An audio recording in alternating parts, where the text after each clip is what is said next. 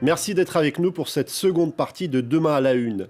La biotech américaine Moderna a annoncé qu'elle entrerait le 27 juillet dans la phase finale de ses essais cliniques pour un vaccin contre le coronavirus.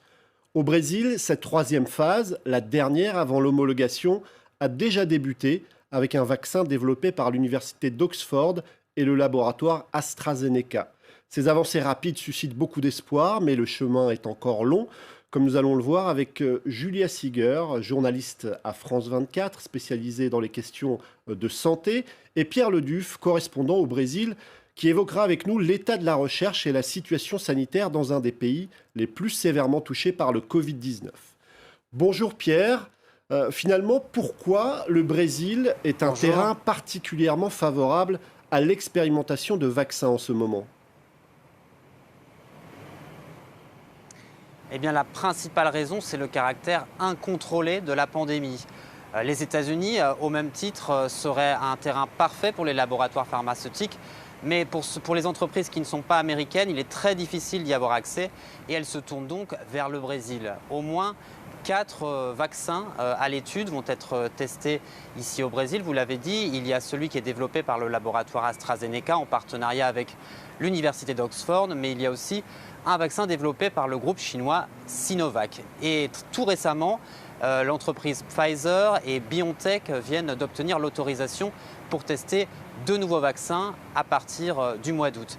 Alors c'est vrai pour tous les vaccins, pour réaliser des essais cliniques, l'idéal, c'est un endroit où le virus circule largement. Et c'est exactement le cas ici au Brésil. Et c'est même encore mieux lorsque les infections sont en hausse. Et c'est le cas ici dans les régions centre-ouest et sud du Brésil. Tout simplement parce que cela permet de gagner du temps. Dans les régions où le virus est déjà en déclin, il faut attendre beaucoup plus longtemps pour que les volontaires soient infectés par le virus et pouvoir donc tester l'efficacité du vaccin. C'est donc malheureusement pour la situation assez catastrophique dans laquelle se trouve le pays, qui en fait donc un endroit idéal pour tester le vaccin. Mais pas seulement, il y a aussi une note d'optimisme, c'est l'expérience scientifique brésilienne en matière de développement des vaccins qui a aussi fait pencher la balance. Les instituts Fiocruz et Butantan, qui sont partenaires des 2 études, ont beaucoup d'expérience en la matière depuis la fin du 19e siècle. L'Institut Butantan développe par exemple aussi en ce moment un vaccin contre la dengue.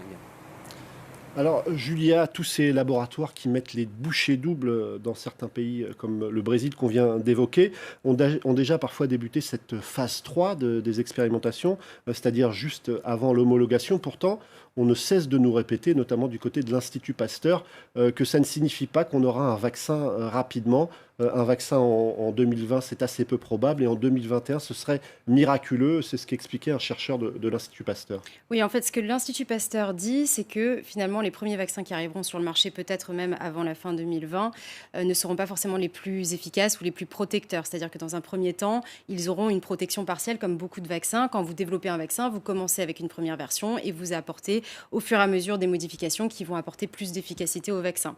Aujourd'hui, vous avez donc des essais cliniques qui ont montré l'efficacité ou en tout cas le côté prometteur de certains candidats vaccins, donc on vient de les nommer, et qui ont montré en fait chez les patients qui avaient reçu ce vaccin qu'il y avait une réaction immunitaire importante avec l'apparition d'anticorps, avec l'apparition de lymphocytes T. Donc c'est une bonne nouvelle, c'est assez encourageant et en même temps il y a beaucoup encore d'obstacles devant ces entreprises avant qu'on puisse vraiment les produire à masse échelle et vraiment qu'elles puissent arriver sur le marché. Vous avez d'autres problèmes qui peuvent arriver. Le virus, par exemple, peut muter d'ici la fin décembre. Et donc là, le vaccin ne fonctionnerait plus du tout et ne correspondrait plus du tout à l'identité du virus qui était celui qu'on a détecté donc en février et qu'on a analysé à ce moment-là. Et quand l'Institut Pasteur dit que ce serait carrément miraculeux si on voyait un vaccin d'ici le printemps 2021, là, en fait, il fait référence tout simplement au fait qu'il y a un temps incompressible dans le fait qu'on pensait en tout cas incompressible dans le fait de développer un vaccin. Il y a des phases à respecter, la phase 1, 2, 3 Alors, en général, il faut attendre 10 à 15 ans si on suit toute la méthodologie scientifique pour développer un vaccin qui est non seulement inoffensif et pas toxique, mais qui est efficace. Donc là, on voit vraiment qu'on est dans une course pour développer un vaccin au plus vite, quitte à vraiment accélérer toutes les phases et, comme disent les anglo-saxons, à fast-tracker chaque étape. Alors peut-être une petite précision, il y a un certain nombre de projets sur lesquels on travaille qui montrent qu'il y a des effets immunitaires importants. Alors pourquoi finalement le fait qu'il y ait des effets immunitaires importants ne suffit pas à ce que ça soit efficace? Parce que pendant tout un temps, on nous a expliqué qu'il fallait atteindre un certain niveau d'immunité de la population, quitte à laisser le virus se propager. Alors là, on va devoir rentrer un peu plus dans les détails pour vraiment comprendre pourquoi cette immunité qui a été montrée dans ces essais cliniques ne suffit pas. C'est qu'en fait, le but d'un vaccin, c'est vraiment d'entraîner votre corps avant qu'il puisse être en contact avec le virus. Et donc, l'idée, c'est que pour que justement il puisse éliminer ce virus, ce parasite ou cette maladie mortelle. Et donc, le but, c'est de vous inoculer une version de ce virus qui est soit désactivée, soit affaiblie, soit un autre type de virus qui y ressemble mais qui a été modifié pour que vous développiez justement ces anticorps et ces lymphocytes T. Mais le problème, c'est que tous les anticorps ne sont pas neutralisants, n'ont pas cette capacité de réellement neutraliser le microbe. Et donc là, c'est un peu le problème qu'on a dans cet essai clinique, c'est qu'on n'a pas encore la confirmation du fait qu'il est réellement protecteur des personnes. Et aussi, ce qui est important, c'est quand vous regardez les catégories de personnes qui ont été dans cet essai clinique, ça ne va que jusqu'à 55 ans. Donc il va falloir étendre cet essai clinique aux personnes plus âgées qui ont été très affectées par le Covid-19, qui ont été d'ailleurs peut-être les premières victimes en tout cas ici en Europe, ça a été vraiment les personnes âgées et les personnes avec des comorbidités qui ont en premier lieu été affectées par le Covid-19. Alors, on va retourner rejoindre Pierre du côté du Brésil. Pour Jair Bolsonaro, finalement, cette course contre la montre, ce n'est pas aussi une course politique parce qu'il gagnerait à être le premier à offrir à sa population un vaccin. Ce serait peut-être une forme de revanche puisqu'il a été très critiqué.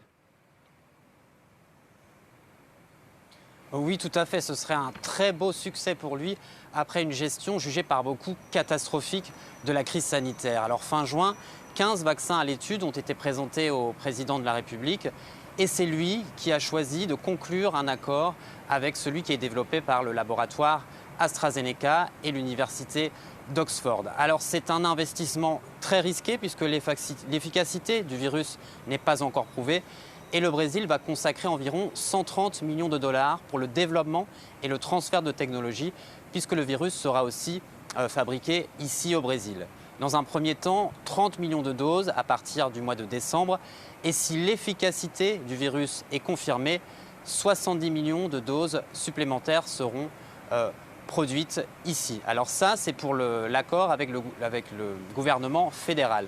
Le groupe chinois Sinovac a lui conclu un accord avec l'État de São Paulo. Et d'ailleurs, la première volontaire a reçu hier le premier vaccin, et donc ça a été très médiatisé. Le gouverneur de l'État de São Paulo, João Dória, qui est un ennemi politique de Jair Bolsonaro, potentiel candidat à la prochaine élection présidentielle, se veut très optimiste. Il promet un vaccin au plus tard en mars 2021. Alors qui de Jair Bolsonaro ou du gouverneur de l'État de São Paulo pourra se vanter d'être le premier à avoir apporté le virus au Brésil? Au moins, cette politisation de la course au vaccin n'a pas de conséquences désastreuses, comme ça a été le cas pour la distanciation sociale que Jair Bolsonaro incitait à ne pas respecter, ou pour l'hydroxychloroquine qu'il continue à présenter comme un remède miracle. Cette fois-ci, si Jair Bolsonaro est le premier à pouvoir offrir à sa population un vaccin, ce sera un très grand succès pour lui, certes, mais aussi pour tous les Brésiliens. Alors Pierre, rapidement, justement, comment est perçue la situation par l'opinion brésilienne en ce qui concerne le développement d'un nouveau vaccin? Espoir, suspicion, doute? Oui, alors si les politiques se veulent très optimistes, les scientifiques rappellent qu'il est vraiment illusoire d'espérer un vaccin avant l'année prochaine. La population, elle, espère que l'un des vaccins testés au Brésil sera efficace. Les populations les plus précaires, les plus fragiles, celles qui travaillent dans l'économie informelle, vivent un véritable cauchemar depuis 4 mois et demi. Cet accord avec les laboratoires pharmaceutiques est l'une des rares, si ce n'est la seule bonne nouvelle depuis le début de la pandémie. Mais il y a un pessimisme ambiant depuis plusieurs mois à cause de cette économie au ralenti et de l'attitude du président face au virus qui est qualifié par certains de négationniste ou de politique de l'autruche. Les Brésiliens sont donc sceptiques, ils sont dans l'attente. Et concernant ce vaccin, ils se demandent donc si l'un de ceux qui a été testé au Brésil sera bien efficace, si le processus ne va pas être retardé. Le vaccin sera-t-il accessible beaucoup de à doutes tous au sein et à de quel prix? la population.